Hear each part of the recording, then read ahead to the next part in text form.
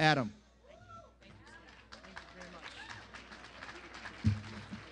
Well, thank you so much, Steve, for that kind introduction. I just want to briefly share with you why I'm so excited to be with you here this afternoon. I'm from Illinois, the Super Bowl of corruption. In Illinois, our #1 manufactured product is corruption. So it's great hanging out with the Patriots here in Myrtle Beach, here in South Carolina. God bless you, South Carolina. Before I get started, I just want to make mention of our national holiday. You and I, we need inspiration in this movement. And there's a southern model for this weekend across the entire country. We celebrate the achievements of Dr. Martin Luther King Jr. He was one pastor that stood up against the entire political establishment of the country. He was one pastor. When he stood up, 1 million people stood up with him. And together they ushered in a new era of civil rights in this nation. Join with me as we recognize Dr. Martin Luther King Jr. for his moral courage, for his sacrifice, for his faith. He gave his life for the cause. My name is Andrzejewski, and I founded the nation's leading transparency portal called OpenTheBooks.com. And it is our mission at Open the Books to post every dime that's taxed and spent from every level of government at the federal, state, and the local levels online so you can review it all, so you can give it scrutiny. We knew the politicians would go crazy if somebody posted online. Every nickel and dollar that they've been wasting.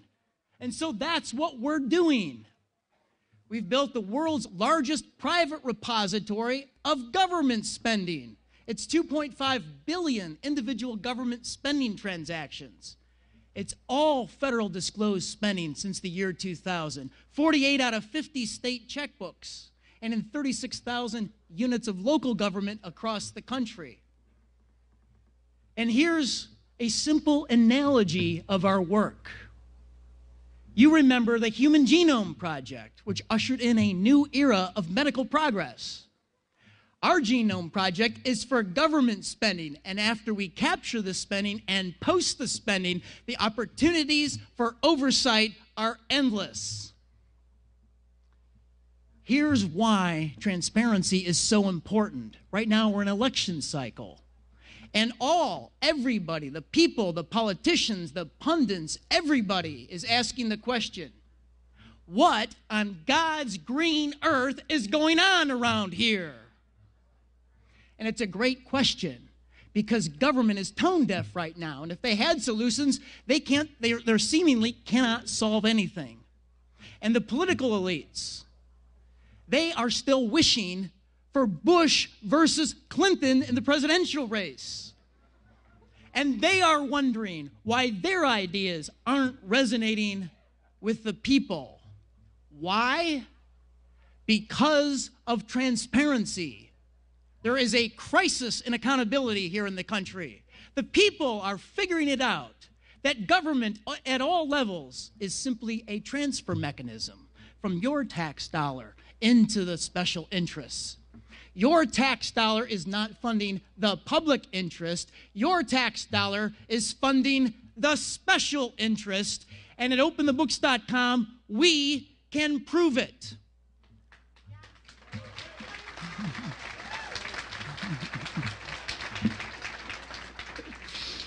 Think about the city of Chicago, blue Chicago, one-party rule for decades, and the Democratic base is livid with Mayor Rahm Emanuel. And it's more than just the problems in the police department. Emanuel violated his 2011 campaign promise. Emanuel pledged on the campaign trail to end pay-to-play, to end the historic culture of corruption in City Hall. And we fact-checked him at OpenTheBooks.com, and here's what we found. We took 12 years of the city of Chicago checkbook spending, and we mashed it up with his campaign cash. And we found 600 city vendors gave Rahm Emanuel $7 million of campaign funds, and they reaped $2 billion worth of city payments. The Democratic base in Chicago is rightfully angry with Rahm Emanuel. All across the country, whether you're a supporter of Bernie or Ted or the Donald, everybody has good reason to be angry.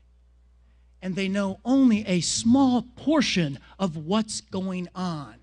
Imagine how angry everyone would be if they knew everything that was going on. And that's our goal.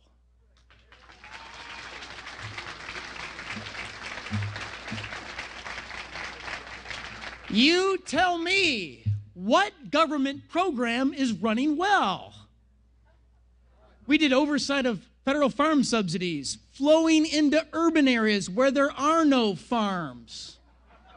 Washington, D.C., New York City, and Chicago. In Chicago, the founder of the Nation of Islam, Reverend Minister Louis Farrakhan, is a farmer. And he has $300,000 worth of subsidies to prove it. You tell me, what government program is running well? All of us remember, over the course of the last 2 years, one of the greatest scandals of our lifetime at Veterans Affairs. And here's the dirty little secret. Nothing's changed. It broke at the Phoenix facility where there was 3,100 employees, but only 226 doctors. At the very nexus of the scandal, sick veterans wanted to see a doctor, and there weren't enough doctors. So Congress flooded the VA with money, and we fact-checked what the VA did. Over the course of the last 2 years, the VA added 24,000 new hires to the payroll, but less than 2,000 of them were doctors. And now we know that wait times are 50% higher now than what they were during the scandal. This can't be the end of the story. Our veterans deserve world-class health care. They fought for us, and we must fight for them.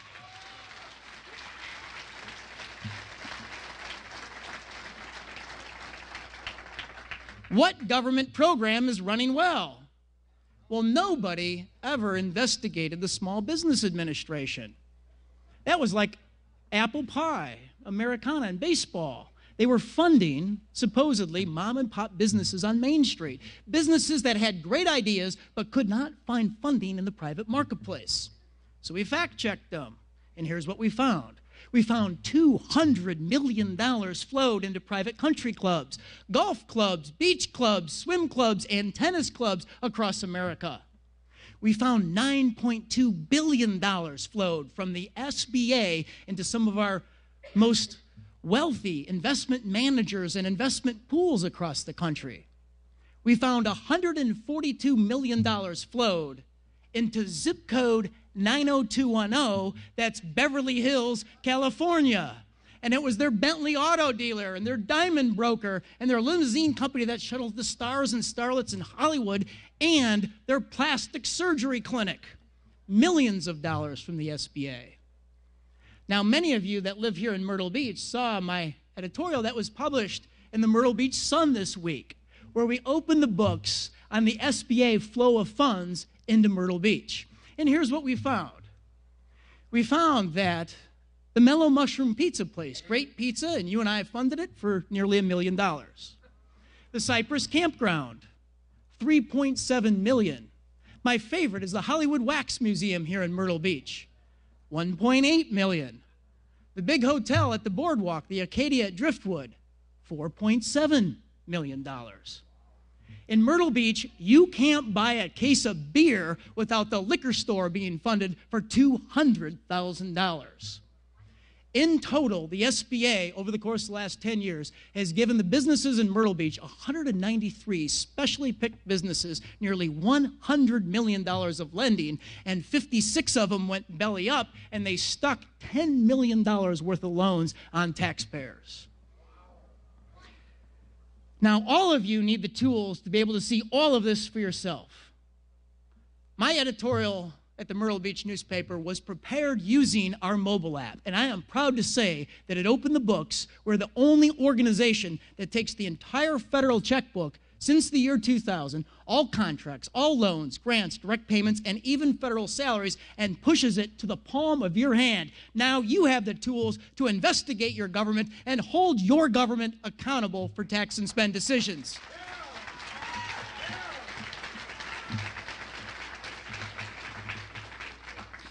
You tell me, what government program is running well? Could it be the EPA? Did you see our news report last fall? We discovered that the EPA bureaucrats spent $92 million on high-end luxury furniture. So it's IKEA for the taxpayer and $800 pencil holders and $7,000 desks for the EPA administrators. We did a comprehensive oversight report of the U.S. Environmental Protection Agency, and this is what we found. Size and scope. The EPA budget is massive. It's larger than 8 states. Grant making. It's compared to the largest private foundations in the country, the EPA would rank #1. And on grant making over the course of the past 10 years, it's 20 times larger than the Bill and Melinda Gates Foundation, who is the #1 private foundation. Lawyers. The EPA loves lawyers. They have 1,020 lawyers on staff. They have more lawyers on staff than scientists. They spent $1.2 billion on lawyers, salaries, and bonuses just since the year 2007. Ranked against the top and largest domestic law firms, the EPA would rank as high as 11th largest over the course of the past 4 years, largest law firm. It has a highly compensated workforce. The average salary at the EPA is $111,000, and it wasn't even enough. Since 2007, they also were paid $10 million on bonuses. The EPA is running a $170 million PR machine, public relations, to push their regulations. And it has a virtual division of public relations officers, 200 of them employed. But it wasn't even enough. They went outside their own staff and spent tens of millions of dollars with outside contractors. Don't cross the EPA on their regulations or the laws, because since 2005, the EPA has spent $750 million on their criminal enforcement program. The EPA employs 200 special agents. They have police powers. And the EPA has armed them with millions of dollars worth of guns, ammunition, and military-style equipment. And I just want to read you examples from the EPA checkbook that we display at openthebooks.com. $2.1 million purchased guns and ammo, and other checkbook entries included body armor, camouflage and deceptive equipment, unmanned aircraft, night vision and radar equipment, tactical sets, kits, and outfits, and transport vehicles for passenger and troop. The EPA also purchased shotgun ammunition, Bushmaster rifles, mobile GPS units, puncture protective gloves, and spent another $6.6 million on joint policing efforts with Homeland Security. Please stand with me. The EPA does not need guns, ammo, and military-style equipment to protect our environment.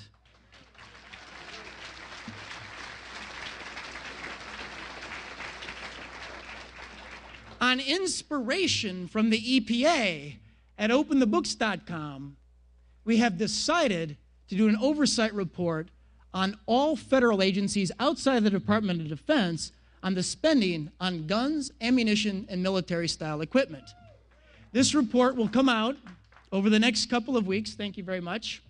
And I just want to give you the top line on what we found so far. 14 federal agencies and 14 federal departments and 61 federal agencies have purchased millions of dollars worth of guns, ammunition, and military-style equipment. 44 of those agencies are what we would call administrative agencies. General agencies, the paper pushers on regulation and other things. And some of those examples are not only the EPA, but also the VA, the SBA, the FDA, the IRS, the Social Security Administration, and even the Smithsonian Institution. This could be our biggest report ever. Stay tuned. So what program that the government has is running well? You tell me. I found one that is running exactly like it's intended. In December, we quantified the federal spending across all the agencies into public relations. They are spending your tax dollars to convince you to give them more tax dollars. It was $4.4 billion since 2007 of our tax money spent on propaganda campaigns, PR. The federal government employs 3,100 public affairs officers, and they shoveled off $2 billion to some of the largest advertising agencies in the country. And we opened those federal contracts, and here's what we found. We found that these advertising agencies are billing the federal government for $88 an hour for their interns, $275 an hour for a rank-and-file graphic designer. They're billing their executives for $525 an hour, and that's $1.1 million per year. So how do you fight a federal government that has 3,100 public affairs officers? How do you fight the propaganda machine of the top advertising agencies in the world? And it takes us back to how I started this speech. We need inspiration from heroes like Dr. King. We need information that is open. We need information. Knowledge is power. And we need to start fighting on hard facts. We cannot any longer vent blindly. We need to see all the details. And this has been instilled in me very deeply. Thank you. This has been instilled in me very deeply by the honorary chairman of OpenTheBooks.com. And his name is the former U.S. Senator, Dr. Tom Coburn. He's a real hero. And Coburn liked to do one thing more than be a U.S. Senator. He liked to practice medicine. And he delivered 3,000 babies in his small town in Oklahoma. And Coburn would tell the following story. He said, most of the deliveries went very smoothly. But you knew you were in trouble when a healthy baby's heartbeat would go at about 150 to 160 beats a minute. But when it fell to 50 and 60 beats a minute, that's when you knew you had to make a decision. The doctor has to make a decision and has 3 minutes to take action. You either go for the forceps or do a C-section to save the life of the mother and to save the life of the baby. And Dr. Coburn said, America, right now, this is our 3-minute moment. You and I, we have to make a decision and we have to take action.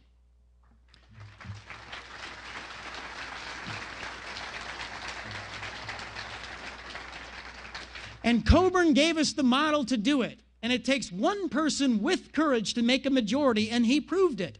Remember 2005. As a freshman United States Senator, Coburn stood in the well of the Senate with an amendment to stop an earmark, $400 million on a bridge to an island in Alaska that served 100 people. It was the bridge to nowhere. And Alaska was the wholly owned territory of the legendary Republican Senator Ted Stevens. And Stevens wasn't happy. That night in the Senate, he barreled down the aisle, red-faced, fist clenched, and he screamed at Coburn, Coburn, you are a bad Republican. Get your amendment off the floor. But Coburn stood strong, and he brought it to a vote, and he knew he was going to lose that vote, and he did. Only 18 senators stood with him, and only 11 Republicans stood with him. Coburn knew that he would be retaliated against, and he was. The Republicans stripped him of his ability to practice medicine and deliver babies while in the Senate. But Coburn knew that he had created the debate. He knew he had won that night. Because once the American people woke up in the morning and discovered how their taxes were being used, they rose up with him and with a lot of other good people. That bridge to nowhere was stopped, And eventually earmarks as we know it was stopped also.